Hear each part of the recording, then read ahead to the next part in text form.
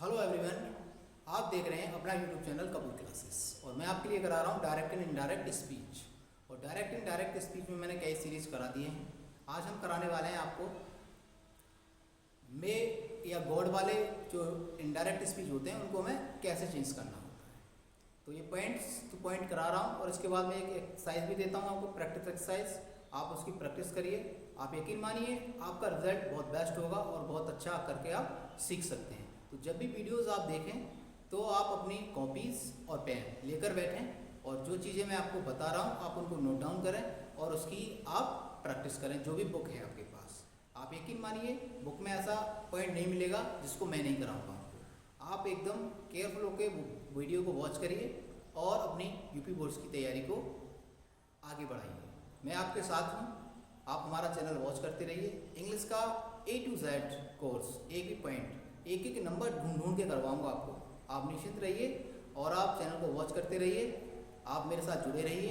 मैं आपको एक एक नंबर जो आपके बोर्ड के एग्जाम में आने वाले नंबर्स हैं, एक एक नंबर ढूंढ के करवाऊंगा आपको कहीं कोई शिकायत नहीं रहेगी कि हमने पेपर देने गए और ये वाला पॉइंट सर ने नहीं कराया था। ऐसी शिकायत करने का मौका मैं आपको नहीं दूंगा। आइए चलते बिना देरी करते हुए टॉपिक की तरफ। मैंने कुछ कंटेंट लिख दिया है ताकि वीडियो कुछ लंबा हो जाता है, ताकि वीडियोस को की लेंथ कम करने के लिए वो कंटेंट मैंने लिख दिया, बस उसको समझाना है। कम समय में अच्छा मटेरियल आप तक पहुंचाने की मेरी पहल है। ठीक है, आइए चलते हैं टॉपिक की तरफ। आज हमने कराना है ऑप्टेटिक सेंटेंस टू इनडायरेक्ट स्पीच। इसके बारे में पहचान मैंने लिखी है कि जब आरएस के शुरू में मे या गॉड, जब आरएस के शुरू में मे या गॉड, आरएस ये होता है, मैंने आपको बता रखा है, जो इनवर्टेड कॉमास के अंदर लिखा होता है वो आरएस होता है, रिकॉर्डेड स्पीच। शुरू में मे या गॉड, मे दिख रहा है तुम्हें, गॉड शब्द दिया हो तो अंत में इंटरजेक्शन मार्क, ये इंटरजेक्शन है, ठीक है ना, ये मार्क ये दिख रहा है आपको, ये वाला मार्क आए तो उसे ऑप्टेटिव सेंटेंस कहते हैं। तथा ऐसे वाक्यों में आपको अभिशाप मिलेगा, वरदान मिलेगा, प्रार्थना मिलेगी और कामना मिलेगी, दिया होता है। ठीक है, आगे रूल्स नंबर 1 ये कहता है कि कॉमास, जो इन्वर्टेड कॉमास होता है ये वाला, इसको हटाकर हमें दैट लगाना है। क्या लगाना है? दैट। अगला कहता है कि सेड या सेड टू के स्थान पर यदि वाक्य में वरदान मिल जाए आपको या आशीर्वाद हो तो हमें लगाना है विज्ड। क्या लगाना है? विज्ड। यदि वाक्य में अभिशाप हो, अगर वाक्य में अभिशाप हो तो हमें लगाना है कर्स्ड का प्रयोग करते हैं। एक और वेरी मोस्ट इंपॉर्टेंट रूल्स मैंने आपको लिखा है, इसको आप बहुत ही केयरफुल होकर याद कर लीजिए, माइंड में डाल लीजिए, सेव कर लीजिए, लिख लीजिए कि जब वाक्य में वरदान या अभिशाप ना पता चले, आपको पता ही नहीं चल रहा है कि इसमें वरदान है या अभिशाप है, तो आपको घबराना नहीं है। आपको सेड के स्थान पर प्रेड का प्रयोग करना है, प्रेड शब्द का प्रयोग करना है। अब हम रूल नंबर 3 कहता है कि वाक्य को साधारण करके बनाना है, मतलब पहले subject, verb, then other words. अब सेंटेंस हमने लिया है राम सैड, ठीक है, तो सबसे पहले राम लिखेंगे और देखो मे शब्द दिख रहा है कि यू लिव लॉन्ग, कह सकते हैं आशीर्वाद दे रखा है इसमें। क्या दे रखा है? आशीर्वाद, तुम लंबी आयु तक या आप दीर्घायु हो। तो राम, और इसमें क्या दे रखा है? आशीर्वाद दे रखा है, तो हमें दिख रहा है आशीर्वाद दे रखा होगा तो हमें लगाना है विज्ड। क्या लगाना है? विज्ड। सैड के स्थान पर क्या लगाना है? विज्ड, तो विज्ड लगा दिया। अब कॉमास को हटाएंगे तो हमें क्या लगाना है? दैट लगाना है, ये रहा दैट, कॉमास को हटा दिया, दैट लगाएंगे।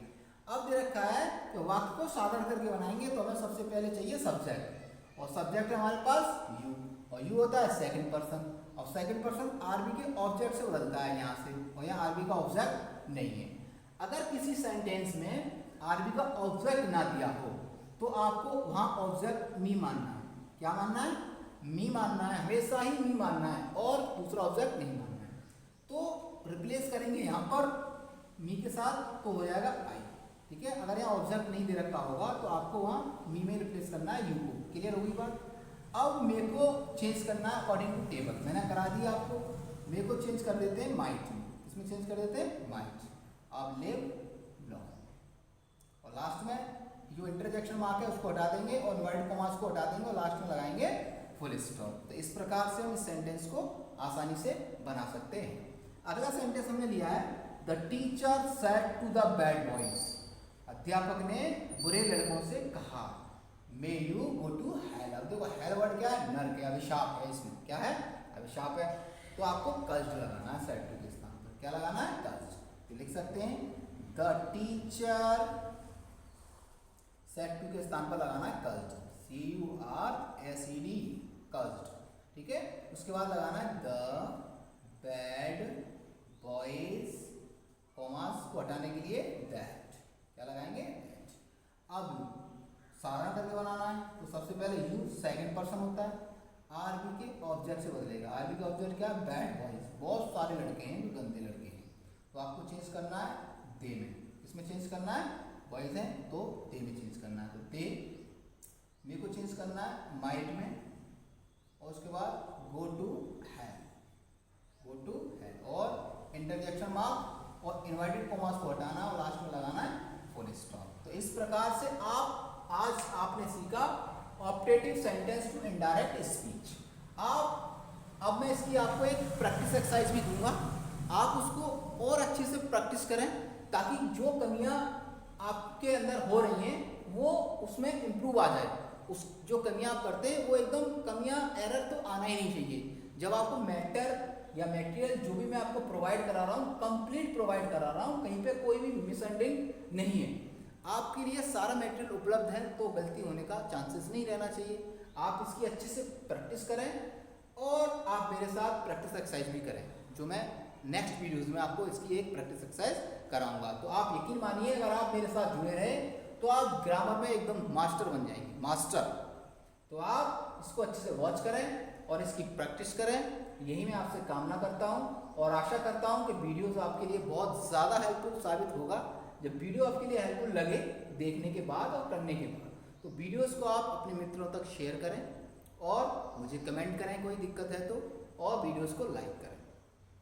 और अगर आप चैनल पर हमारे पर नए हैं, पहली बार चैनल वॉच कर रहे हैं, तो चैनल को सब्सक्राइब अवश्य करें और बेल आइकन दबाएं, क्योंकि जब तक आप बेल आइकन नहीं दबाओगे तो मेरी आने वाले वीडियोस का नोटिफिकेशन आप तक नहीं पहुंच पाएगा। तो इसलिए बेल आइकन प्रेस करें ताकि आने वाले वीडियोस का नोटिफिकेशन आप तक पहुंच पाए। Thank you for watching.